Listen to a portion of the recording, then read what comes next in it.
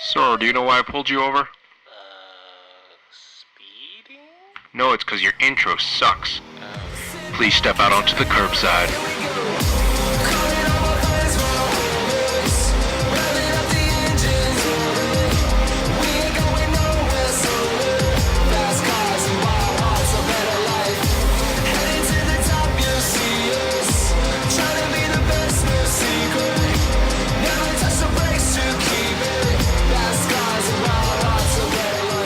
Hey everyone, welcome to another week of the Curbside Podcast, the podcast where we talk about cars and everything to do with cars. My name is Jeff.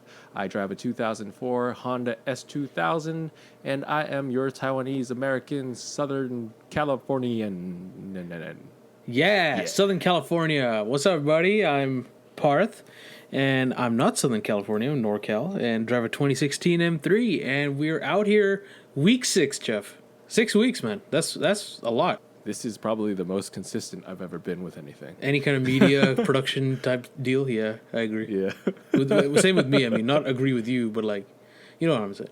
So anyway, it's finally getting cool down here in SoCal. Thank you. I could finally drive my car around without, getting sunburned and dying in the heat. Hey, man, not It's just actually SoCal, quite dude. nice. We're also getting cooler up here, too. Oh, yeah? Yeah, dude. Last week was like 95, 97, 98, and then this week it's like 60s. Yeah, dude. It's freezing all of a sudden. Yeah, but honestly, I'd take this over the heat, though, you know? Yeah, no joke. Yeah. Like, when I'm cold, I could put stuff on. When Yeah. I'm hot, I can't, tear off my skin. Exactly. So- Plus, my turbos work better. They do. You can just tell the car's happier. Okay. Well, anyway, speaking of driving, Parth, have you ever gotten a speeding ticket? I mean, yeah. Would you like to tell us that story? I guess so, since it's been a while now. It happened when we were in college, actually.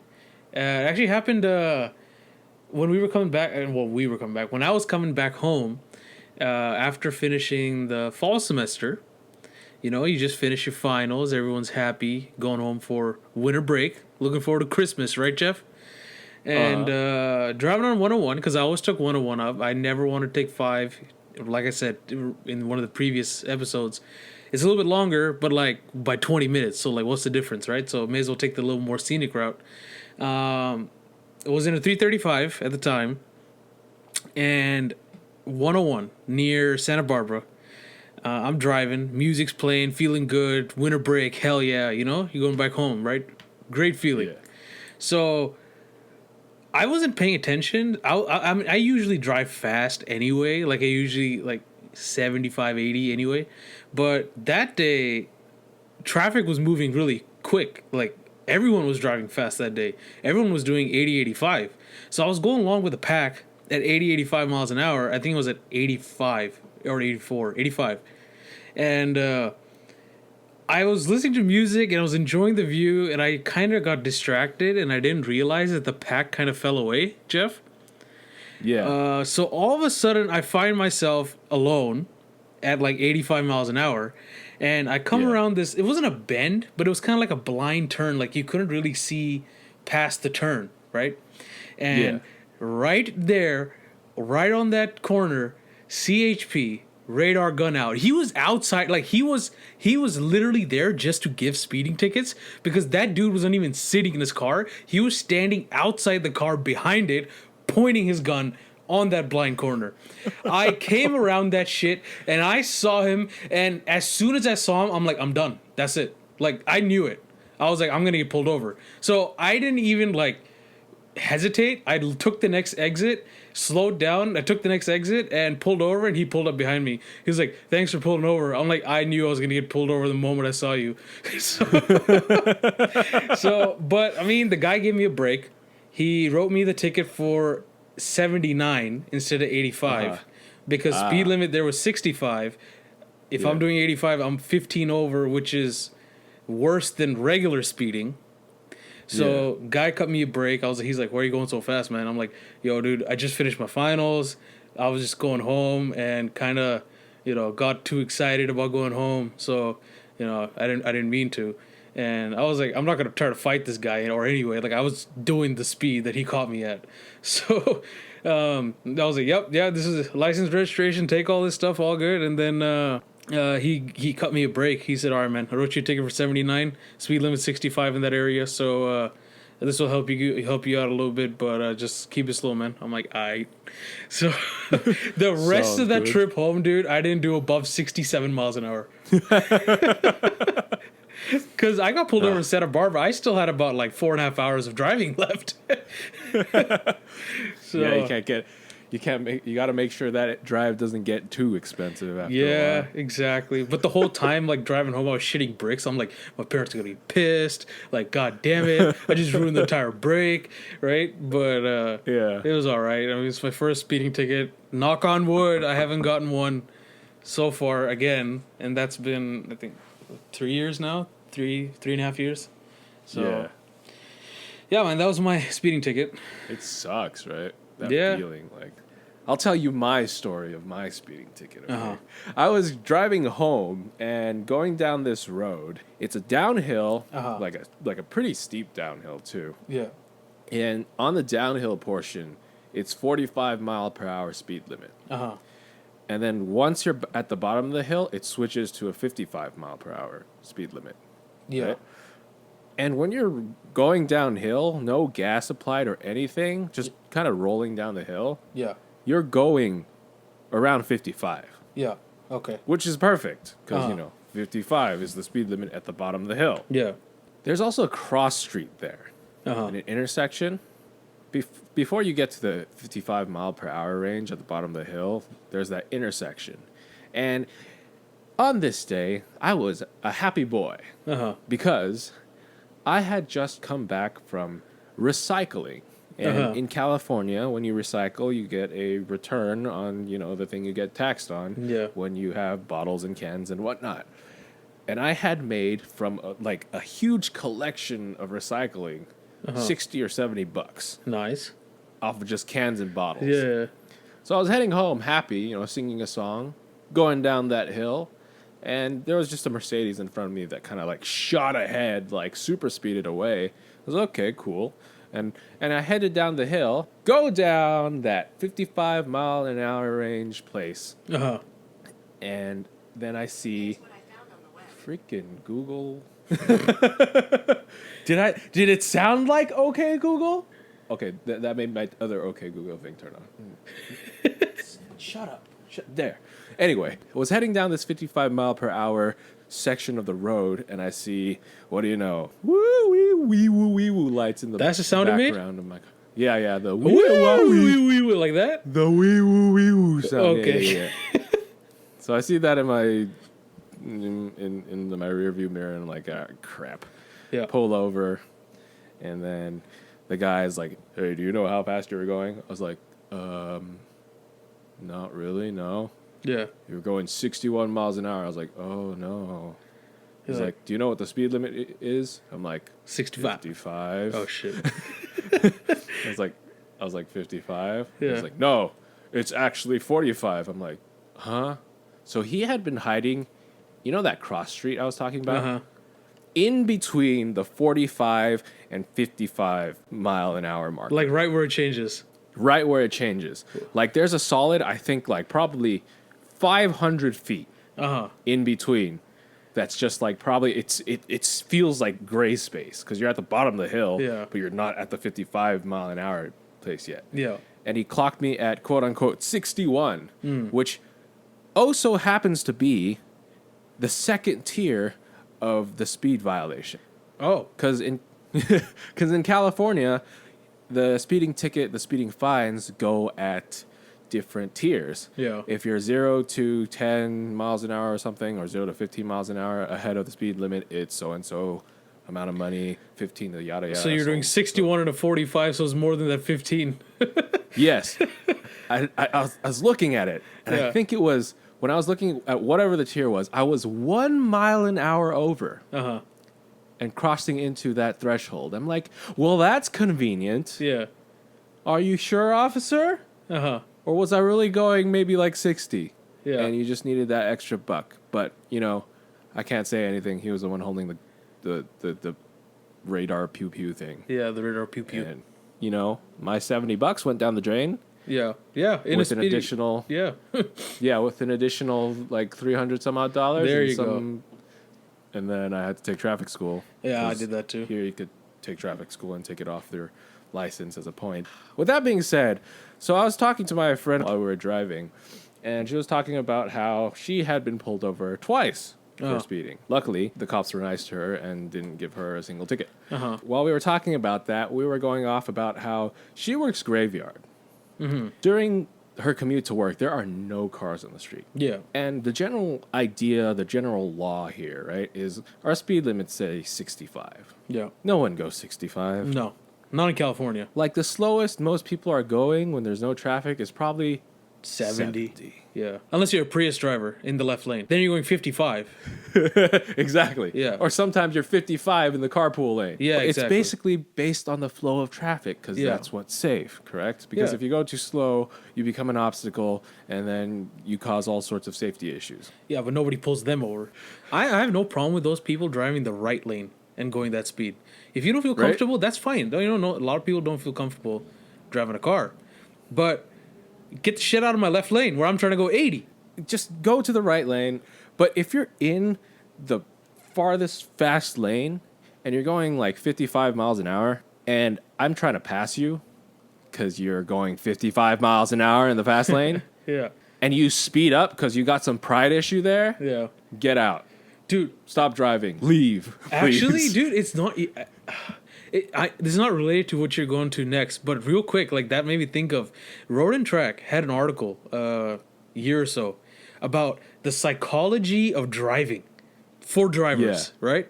So they explained a wide variety of things that people do while they're driving. So in that instance, right, like where somebody's going like 55 and say you're trying to pass them, now all of a sudden they start speeding up when you're trying to pass them, right? So apparently it's like this, they say it's like this unconscious effect of that driver where they see a car and then they unconsciously start accelerating. But then they're like, if you accelerate past that guy, like, you know, like stomp on your gas and like, you know, our cars make a lot of noise, Jeff, and really go past them, then they'll be like, oh, they'll scare and then they'll slow down even more. So like if you ever have the time, like check out that Road and Track article. I think it's literally called like the psychology of driving. And it talks about like how to use their psychology against them for your benefit. I'm not going to lie. I've done that before. Yeah. Because you know how you pull out of the lane and they suddenly start speeding up because, you know, they're like, oh, they're going to pass me. Yeah. So there's someone usually going really slow in the lane. I pull over to the lane on the other side and they speed up. Yeah. And I'm like, good. That's what I wanted. I'm like, either way, either you speed up or you let me pass. Yeah. It's what I wanted. Yeah, honestly, dude, like the thing, like I have a lot of horsepower and torque, right? And the car makes a good amount of noise. If I'm trying to pass somebody and all of a sudden he starts accelerating too, I'll be like, "Alright, bitch, let me drop into fourth gear real quick," and then just pass his ass, and then like all of a sudden you see the guy slowing the shit down, which is just it's hilarious. Like all of a sudden he stops accelerating. So yeah, it's a fun thing to do. That is a thing that I feel like is kind of unique to the States. Yeah. Because in other countries, right, or in other places, you stay in the right lane and only use the left lane to pass. Well, it depends what country we're talking about. Because, like, you talk about India, the lanes don't really mean anything. Yes. I mean, there's definitely those. So in some countries, roads don't mean anything. Traffic lights don't mean anything. Exactly. Rules You can don't mean whatever anything. the heck you... But I'm saying, like, in a lot of countries, that's the case, correct? Yeah. But here, it's like you pull into the left lane to try to pass, and people start getting angry, like, why are you trying to pass? Blah, blah, blah. Yeah. I'm just trying to be like, I kind of feel safer if I was in front of you. Yeah, and here's the message. It's very simple. Left lane's for passing. Middle lane and right lane are the ones you use for driving whatever the shit speed limit you're trying to go. That's how it should be. And the people that fucking there's some motherfuckers out there, Jeff. They always go, well, I'm doing the speed limit, so I'm not doing anything wrong, and I'm gonna sit my ass in the left lane. Go fuck yourself. Get out of the lane. What's it to you? Move over to the middle lane. Nobody's using it. Like they use this idea that like I'm on the speed limit, so it doesn't matter. You know, like I'm doing the law. These guys are speeding, so I can stay in my left lane. That entitlement right there, Jeff. That entitlement. That entitlement is ruining our country. No joke. Like seriously, like because that's what makes us have all these freaking traffic problems. Yeah. You see in other countries, you could operate fine in like a 3-4 lane road, right? Yeah. We're here in SoCal. We've got traffic 24/7, and our lane, we have a lot of people, but our streets are like what 8 lanes? Yeah. 4 or 5 lanes each side. And still, people are driving slow in one lane, fast in the other one, and they're like, okay, I'm going to do whatever the heck I want. Yeah. And then you start screwing up the entire flow of traffic, and now I'm stuck falling asleep while looking at the back of some Prius driver's car heading home from work. Or even, you know what I like to do now, Jeff? So there's a lot of like Teslas on the road, especially in the Bay Area, right? And a lot of them are using autopilot. So if I come behind a Tesla and I like, you can tell kind of like if they're on autopilot because they're going like very exact speed, very exactly in their lane, and the guy inside is kind of like doing whatever except driving. So I like to come up right behind them because the Tesla's programmed to start going forward if somebody comes up really close behind them. So I start pushing them. It's fantastic, dude. Like, I just come up right behind them, and all of a sudden you see the Tesla accelerate, and you're like, yes, and you keep pushing him out of the way. And at that point, I think the driver notices they're doing like 85. So then they switch over the lanes, and then you see them slow down again. It's fantastic. You just have an invisible bulldozer. Yeah, dude, it's so much fun. Honestly, I think all of these drivers who like to do that left lane 55 mile an hour bullshit need to be driving this Tesla with the autopilot on just so I can do that. No, yeah, seriously, no. All of these people, okay, buy Teslas. Yeah, Model 3, Go autopilot, make sure you get it. Yeah, and then maybe, I don't know, go in whatever lane the heck you want. Just all line up in a row. Yeah, and then go whatever speed limit you want. And then we'll push you along. We'll literally push you out of the way. It's fantastic, Jeff. Like, whenever it works, it's so much fun. Like, you know it doesn't work when, like, you get really close to his bumper and you're like, okay, this guy's not moving, so he's not on autopilot. But you can tell really quickly when they are, and it starts, like, accelerating with you. But like people like that, okay, people on autopilot, go stay in the left lane, have a relaxing, not left lane, stay in the right lane. I'll just push you to 120 miles an hour. I can do it easy. Have them stay in the right lane, okay, and just have them have a nice relaxing drive, not doing anything. What about Prius drivers? Can we just like exterminate the car? Yeah, let's just get rid of them. Yeah, like you remember World War Z in the ending where they brought all the zombies to like stadiums and like old abandoned things, and then they like nuked them. Can we just like do that with Priuses? Yeah. We're not saying the people inside. Okay? No, just the car. Just to be clear, the car. Just the car. Just have them all go into one place and then just drop them into the core of the earth. You know the people that make my day? Go ahead. The people that are driving Priuses and they're doing like 92 miles an hour. And I'm like, this dude is a G because he is maxing his car out right now. Those are my favorite people. Yeah. Those are one of my favorite people. People who bought a Prius. Yeah. Who clearly did not want a Prius. Exactly. And they're just like literally like 92 miles an hour. They pass you in the right lane like, pew! And you're like, what the shit was that? Oh shit, it's a Prius maxed out. Yeah, dude, like, because I saw at the beach one time, okay? Parked in a, like, parallel parking spot. There was a Prius. And he had these titanium tipped, like those burned titanium tipped exhaust. I was like, cool, on a Prius? Cool. And I saw his license plate. It says, not an M3. Lol? That's fantastic. I was like, oh, man, I like this guy. I think I saw one Prius driver one time with a sticker, don't worry, I'll never go in the left lane. I was like, yes, I like this guy. Anyway, getting back to before we tangented off into pushing around Teslas. Well, they didn't know we tangented. Tangented. Well, now they know. Okay. Before we went off into that topic, we were talking about the speed limit. My friend and I were talking about the speed limit and how she drives her at Graveyard and how we need to, go by the flow of traffic and whatnot because it's safer. Yeah. So wouldn't you expect that during Graveyard, when there's no cars on the road, Yeah. that, you you may be allowed to go faster. There's no cars on the road. Yeah. Isn't it safer? It's not about safety, Jeff. You know what speed limits are about. Well, I mean, that's not initially what they were about. Should I explain the history behind speed limits, Jeff? Yeah, go ahead. So for people who don't know, so speed limits were introduced during the oil crisis back in like what, the 60s, Jeff? 70s, something like that? Some shit like that. Yeah. And what happened was OPEC, you know, all the countries that are in charge of oil and oil distribution, mainly the Middle East, they decided that, oh, hey, we're going to charge a shit ton for our oil because the United States love to consume it.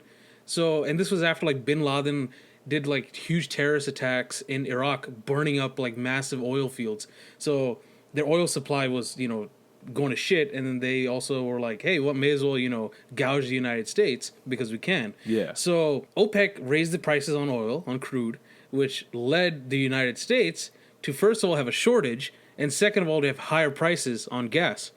And what they did was like, okay, we didn't have speed limits back then, Jeff, you know, like, because American cars couldn't go fast, let's be honest, back then. So there was no like actual speed limits established. So Yes. the United States government was like, all right, we can control the consumption of gas if we put speed limits on roads and people can follow those speed limits, so we reduce consumption. Yeah. So instead of everyone flooring it everywhere they go, they're all going the same speed. And they found out from that you actually get less accidents. Because, whoa, wow. Yeah. So the government was like, oh, wow, you get less accidents if you set speed limits. So then they started implementing speed limits everywhere. But they started implementing speed limits that were like pretty high because, you know, you had 80 mile an hour, 75 mile an hour, 70 mile per hour speed limits. And slowly those started to go away because reasons. I actually don't know why they started reducing them. And because, you know, American cars and like cars in general that time were not designed well. So they realized that if you reduce the speed limit and somebody gets into a collision, they have a less chance of dying.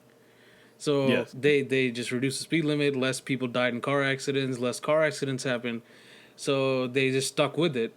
And now we have speed limits that were established almost 35 years ago, maybe more, where we have cars that can easily handle speeds a lot better. So the weird thing is, like, when cops pull you over, they could technically pull you over at like any speed above the speed limit. Yeah, even I mean, if yeah, the quote they could unquote, pull you, yeah. even if the quote unquote speed of like flow of traffic is 70 miles an hour, they could pull you over if you're going 66 if they don't like you.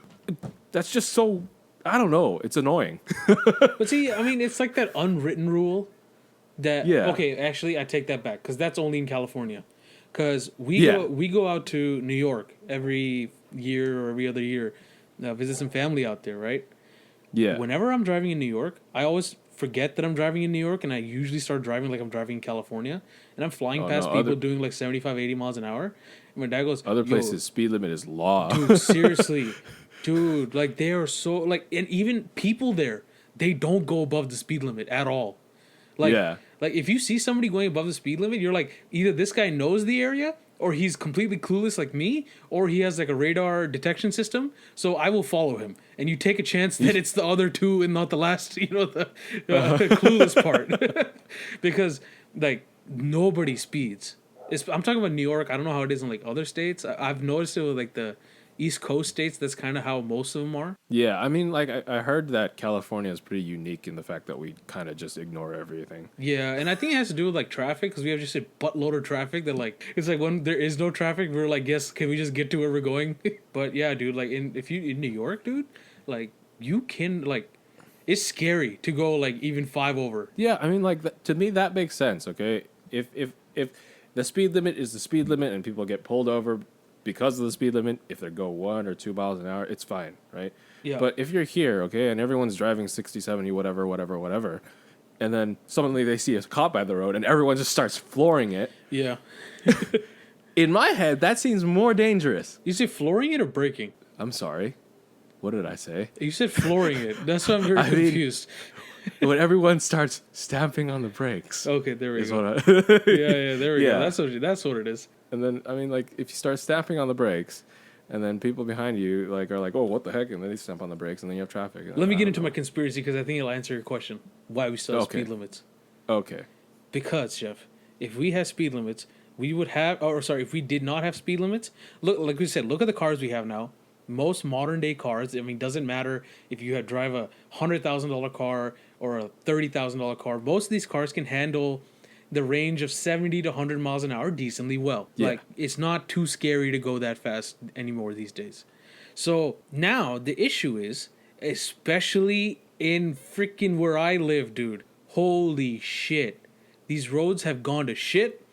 There's potholes. There's so many undulations and like just cracks and whatnot. Like, Yeah. if I went 100, and my car's lower too, so it makes it worse for me. Like, if I was constantly going 120 miles an hour, doesn't matter, freeway, city streets, whatever, right? Like, even the freeways are bad right now. If I went 120 miles an hour down the freeway, I'm gonna rip my front bumper off, bro. It's gonna come off. So that's why the government still has speed limits, even though these cars can handle it, and the safety is better, and the crash testing is better. Is because then the state, the local government, the city government, they're all gonna be forced to fix their goddamn roads, and they don't want to spend money fixing the goddamn roads. They want to spend money taking vacations to Hawaii. They don't want to spend money on our roads, Jeff. So because like, look at the Autobahn. We went. I was lucky enough to go to the Autobahn already once in my life, dude. Those roads are glass.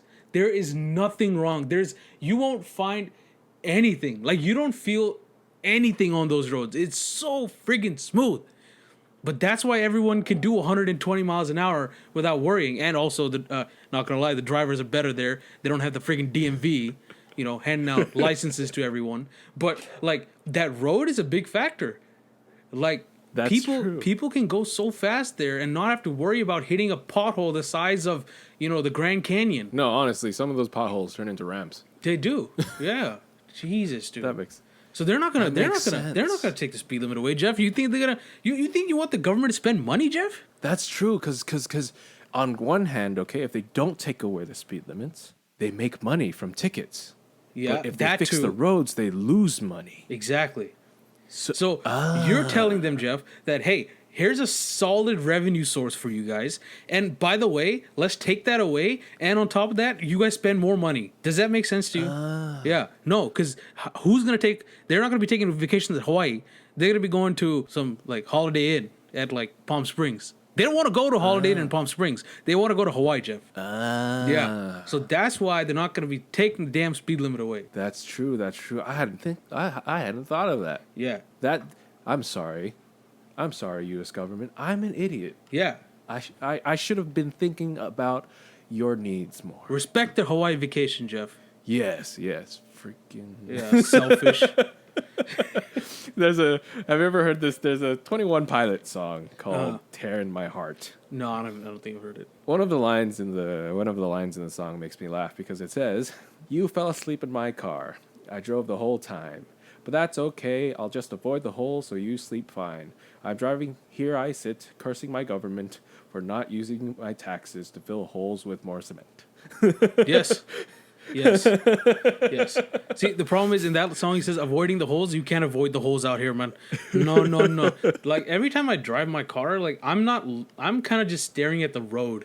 Like, actually at the road to make sure, the freaking Grand Junction doesn't show up in between my tire and front bumper. Jeff, I'm actually kind of disappointed in you. Yeah? Yeah. You know why?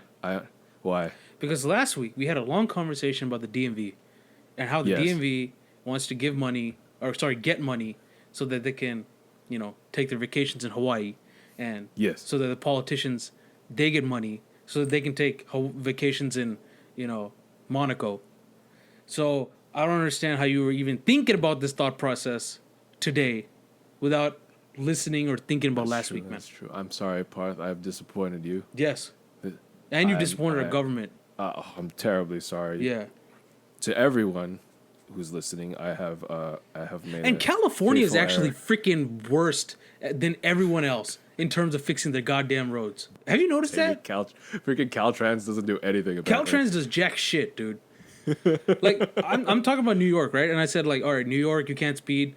Thing is, you kind of want to speed in New York because the roads are actually really nice. Like, Yeah. there's not too many bad roads out in New York. Now, California, I don't actually really want to speed unless I know there's a road that's nice, there's no cops, there's no nothing. I want to make sure that the front end of my car is still attached to it, if I go a little bit Yeah. over 65 miles an hour. I want my wheels to remain circles. Yeah, exactly, dude. And the California government doesn't pay for shit. They don't pay to fix the road. I don't know what they're doing. Fix our shit. If any of you guys work in the California government, go over to the road fixing department and tell them to fix our shit. Just say that. Hey, fix our shit. Yeah. I'm sorry, guys. I apologize. I made a huge mistake this episode. So with that being said, let us move on to fucking hate other the DMV topics still, for too. today. And before we get to that, let's go to our sponsored break. All right, Parth, What's up? you know the drill. Who is our sponsor? Sponsor this week, as it was with the previous weeks, is brought to you by Sapien. Sapien, it's a blockchain-based social network that rewards users for high-quality content with cryptocurrency. And as we have previously stated, and which you guys should have already done, is you can sign up today at www.sapien.network and start earning today. And honestly, this is like the 4th week I'm talking to you guys about this shit. If you haven't done it yet, what's the point of listening to this podcast? Am I right, Jeff? Right? Hold on.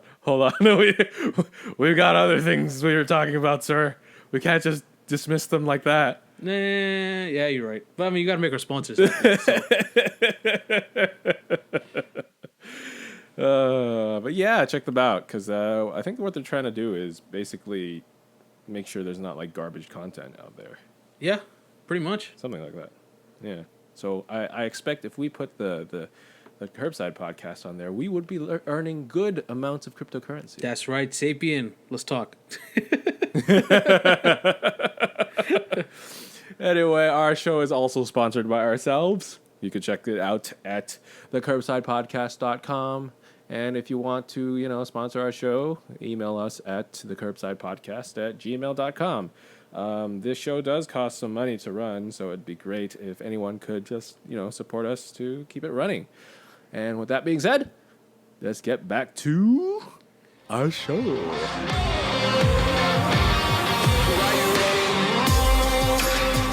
Now that we got you loose, oh, I can hear the birds waking early to saying that it's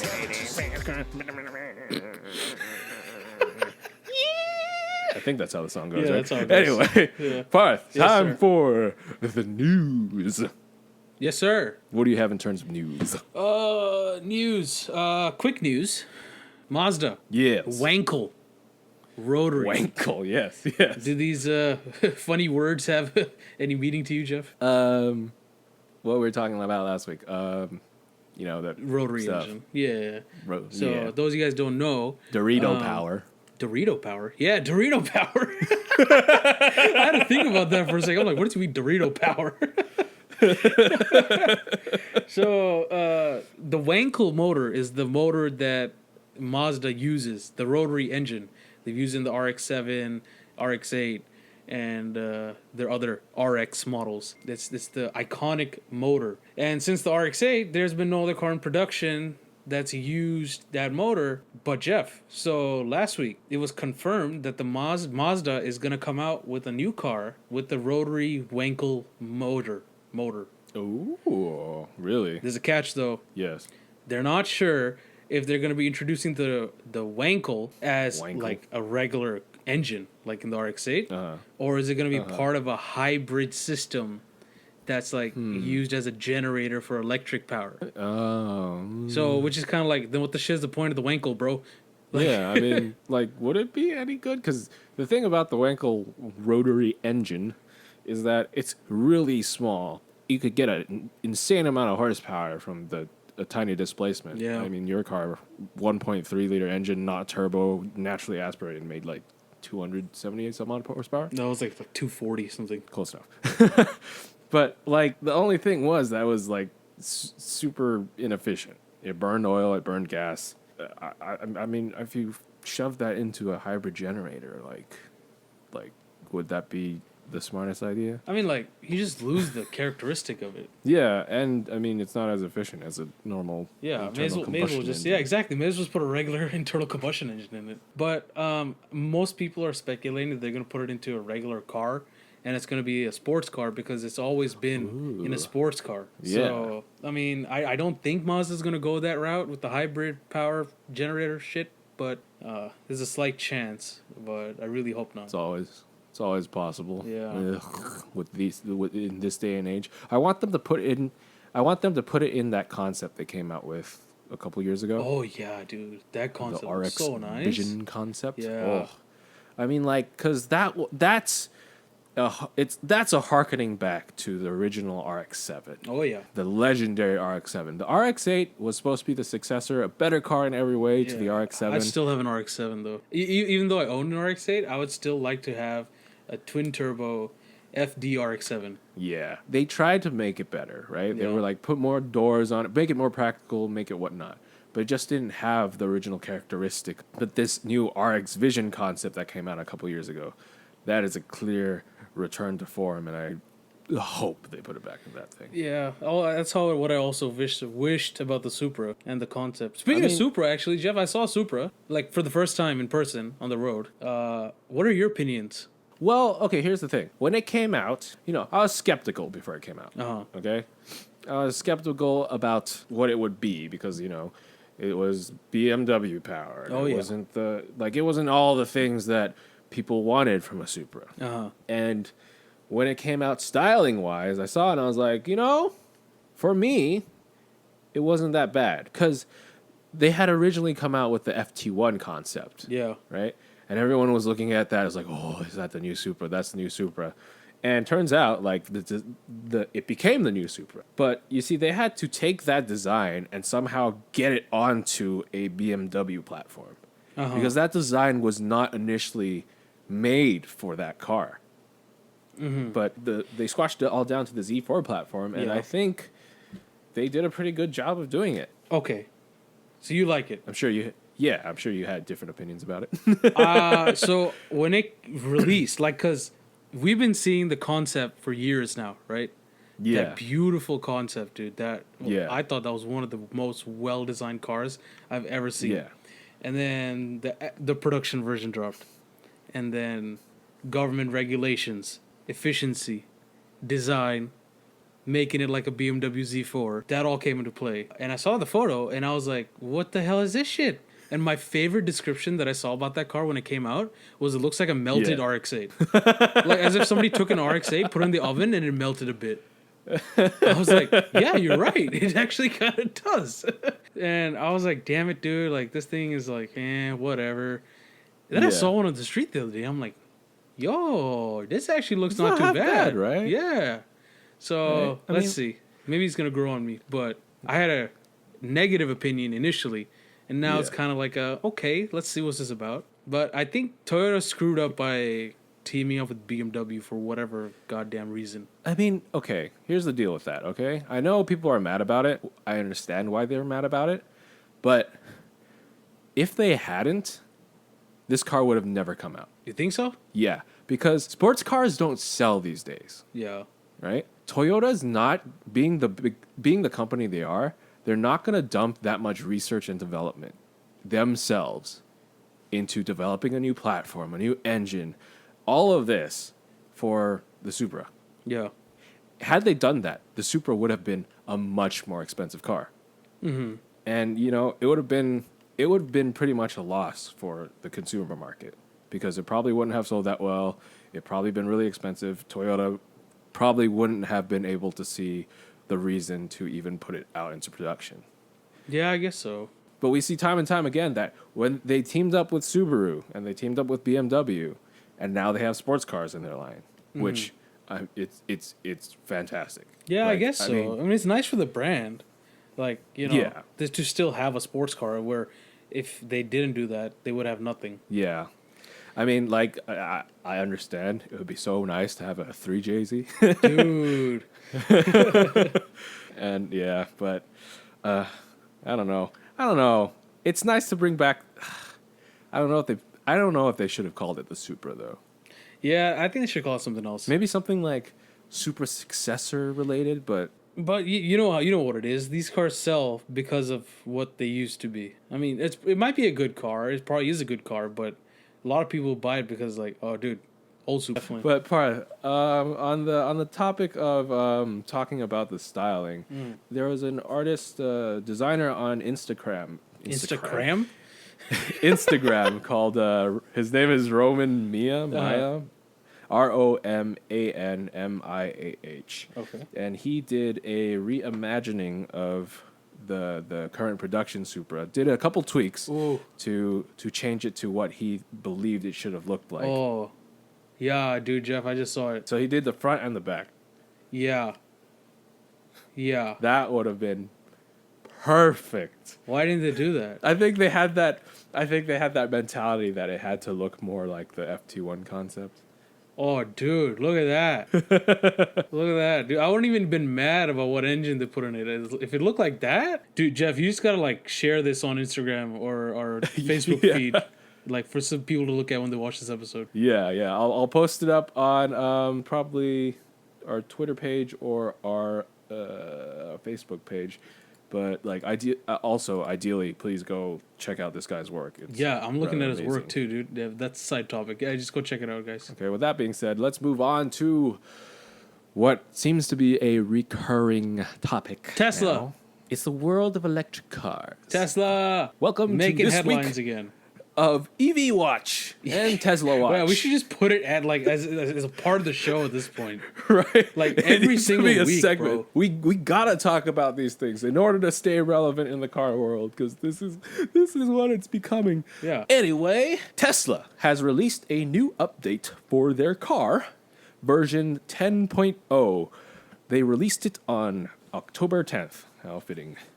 And they sent me an email about it because I'm subscribed to their email list. Features include some of the features I like. Cuphead. You can play Cuphead as on their middle big screen. Yeah, the big thing. iPad, whatever shit. Yeah. If you guys haven't played Cuphead, it looks pretty cool. It's all hand-drawn. But this is not a gaming podcast, so we'll move on. They have Spotify. They have Tesla Theater, which is, when you're parked, you can watch movies and TV shows.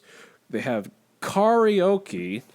Sing along Is this the to your update that like fav- watch like Netflix? Yeah. Okay. And then I'm feeling lucky, hungry. One tap will send you a surprise adventure to a local restaurant or attraction. Okay, all that stuff. And then another thing that got released along with this software update was Parth. Why don't you tell them what that was? Bruh. They call it Smart Summon. Smart Summon. And what does that do? You can, if your car's parked in a parking lot, you can, using your Tesla app, because you're a fancy person, you can summon your car to your location without anybody in the car. Yes. What the fuck? Does Tesla like opening the door to like lawsuits? Like, do they do like? Is that a part of their budget? Like, like we're gonna have this much open towards lawsuits that will happen with this new technology that we're releasing. Well, let me just say this first, okay? Mm-hmm. As an idea, I think this is brilliant. Have my car come pick me up after I'm done shopping. Okay, that part of it, I'm like, whatever. But the potential here, okay? The potential of this technology. To go here's what it absolutely is. Oh, wrong. No. okay. No, before that. The potential of this... But yes, I see where you're going with this. But the potential of this, okay, is me going Black Friday shopping, just dropping me off at the door of the mall and having my Tesla go find parking somewhere on its own. Like 50 football fields away or something. I don't care. Just go find parking. And then I'll shop and then pick me up again. Yeah, and by the time you come back, you know, a small village is now, less 10 people. Yeah, so this idea would be perfectly fine if it worked well. Yeah. Parth, what's going on? Well, there's a Why lot do you of keep saying there's a lot these of videos comments? of people like, OMG, look at this, it's so cool, it works so perfect, right? And then there's people posting videos of it not being perfect. And there's one video in particular that scared the shit out of me where this guy's standing across the street from his Tesla, right? And it's in a parking spot. The Tesla pulls out of the parking spot, and it's like on a street kind of like into like a shopping complex, so it's like relatively busy. And the Tesla's gonna come across the street, but as it's coming across the street, there's a guy in an Acura SUV going on that road, and they almost T-bone. Like, if I was that Acura driver and I realized that this dude is practicing his little, Tesla bullshit, I would have been pissed. Like, Yeah. I would be like, yo, what the hell? You almost freaking collided my car. Go do it somewhere else, bro. I don't know, man. Like, I feel like, I don't know. Let me ask you a question. You might know this. Do you know for like certain like softwares or, you know, whatever, or like, you know, like in games, you know, they release betas and they release it to Yes. select number of people in the public to do like test trials and all that stuff. I mean, I'm sure Tesla does its own testing and trials and everything. Do they do that with this kind of technology? I don't know. I have no idea. But you see, this is a very good point to make, Parth. Uh-huh. This is a feature that, yes, would be fantastic, but it's not something that you release when it's not finished. Yeah, and I feel like Tesla just is doing this because sales. Right? They keep rushing these things out as if like their goal is to be the first to do this, to be like to shock the world. Like, oh my gosh, look what our cars could do. But finish the technology. Finish so the people technology. don't die. And you know what the funny part is? Companies like Mercedes-Benz or BMW and Mercedes-Benz in particular, they take this technology and then they perfect it. And then they make it like foolproof because they want to do it right because, you know, they're making money and, you know, unlike Tesla, and they don't want to ruin their reputation. So, like, these guys, they take the time, you know, it may come out in another 5 years. But you know, if it's in a Mercedes-Benz, that thing is going to work like 100% or close to 100% of the time. Yeah, because, I mean, they're not going to rush it out. Yeah. And I feel like in those terms, those companies, I feel like they have a lot more reputation at stake. Yeah, exactly. You know, like I said, Tesla seems to get a free pass with a lot of things because of the fan base. This is a technology that's literally, like, look at this. It came out and it's releasing its headlining.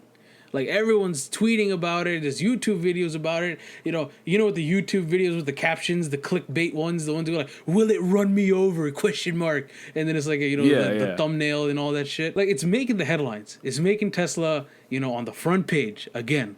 But my problem is this company, I feel like, is focusing more on making the front page than it is on giving you a proper product, a quality product, and a product that will actually work and will actually benefit people like every day and benefit the motoring industry as a whole. And another problem I have is, like, you know, the thing with it is like they have that media that you can watch while you're parked, like Netflix and all the other stuff that you were talking about. Yeah. Dude, there's people that jailbreak their Teslas, like their software. So they'll figure out a way to make that Netflix work while they're driving. How is that safe? That is, I mean, that's stuff like people tend to do with a lot of different cars, but with something like this, where 99% of your car is controlled by that big tablet in the middle. Yeah. I think they put it the best way on Top Gear. During their news section, they were talking about this car of the future that looked like a big building, right? It was a self-driving car. And Jeremy was like, you know, I like this idea, okay? But it's got one problem, okay? Uh-huh. You're going to be self-driving down the road in your, you know, building car thing. Yeah. But you'll never be able to rest easy because there's going to be someone named Keith who decides, I can service this car myself. So you'll always be sitting there, unable to relax, going down the street, knowing that someone named Keith is coming down the wrong way. Yeah, man, dude. Like, that's it, dude. Like technology is not at a point where you can have full trust in automation. And to be honest, I don't know if you ever want to be at that point. Because, like, look at airplanes. Like, people use airplanes as an example. They say, like, oh yeah, you know, in a few years the pilot, you know, won't be necessary. A few years. Technically, the pilot's not even necessary now. We can easily design an airplane to program to fly without a pilot. Taxi, fly, everything without a pilot. Yeah. So why do people still put pilots in the cockpit of an airplane? Because imagine 300 people getting on a loaded jet, nobody sitting at the front. How would that make you feel as like a consumer or a passenger on the airplane? Like, you will still have a bit of distrust, right? Now you put a human there, somebody who's monitoring it or, you know, is in charge of all the systems, and you're like, okay, you know, if the autopilot still fails, we still got a man with a brain and neurons and blood vessels and things sitting at the front. And that's because of the trust in automation, which people still do not have.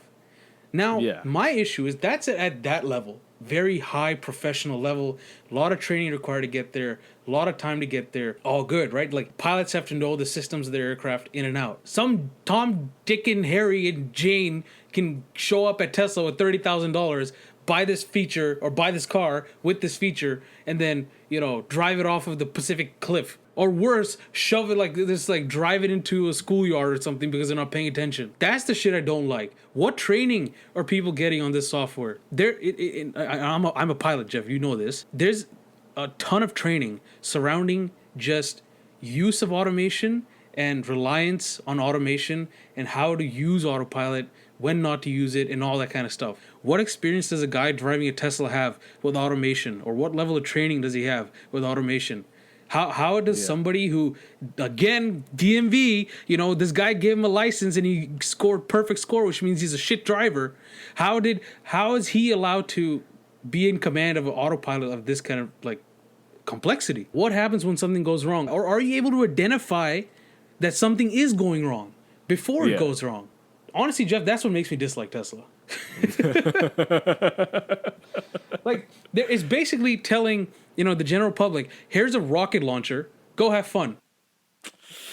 You know, we'll dive into this topic a little more, you know, in an upcoming show, because I do want to talk about the entire idea and state of driving in the future and having self-driving cars and whatnot. But unfortunately, we are out of time today. Yeah, a little bit overtime, but that's all good. People have more to listen to. Yeah, exactly.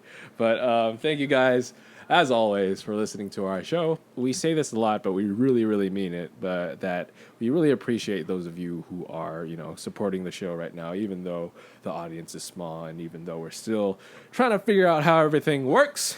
But it's a gratifying feeling knowing that there are. Yeah, man, we're just glad that, you know, for people listening, we can be about a, you know, we're glad you make us a 45-minute to an hour part of your week every week. You know, it's nice. We appreciate it a lot. We really do. So, with that being said, I hope you guys enjoyed this week of the podcast.